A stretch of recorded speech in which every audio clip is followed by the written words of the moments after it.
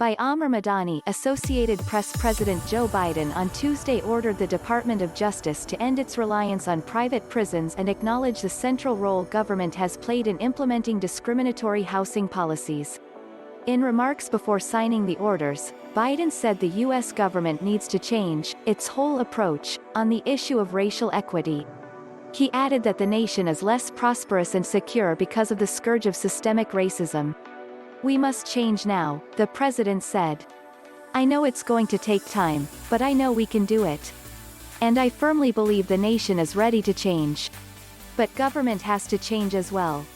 Biden rose to the presidency during a year of intense reckoning on institutional racism in the U.S.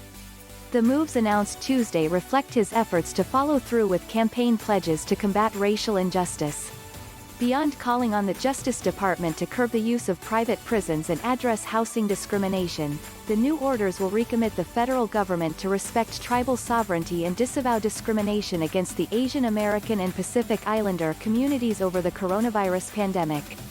Biden directed the Department of Housing and Urban Development in a memorandum to take steps to promote equitable housing policy. The memorandum calls for HUD to examine the effects of Trump regulatory actions that may have undermined fair housing policies and laws. Months before the November election, the Trump administration rolled back an Obama-era rule that required communities that wanted to receive HUD funding to document and report patterns of racial bias. The order to end the reliance on privately run prisons directs the Attorney General not to renew Justice Department contracts with privately operated criminal detention facilities.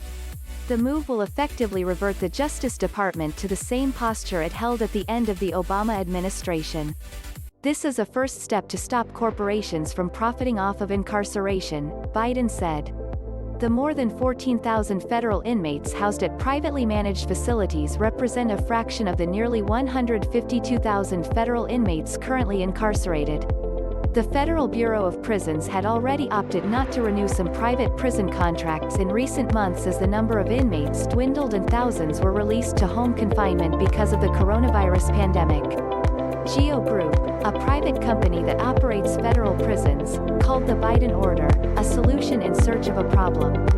Given the steps the BOP had already announced, today's executive order merely represents a political statement, which could carry serious negative unintended consequences, including the loss of hundreds of jobs and negative economic impact for the communities where our facilities are located, which are already struggling economically due to the COVID pandemic, a GEO Group spokesperson said in a statement.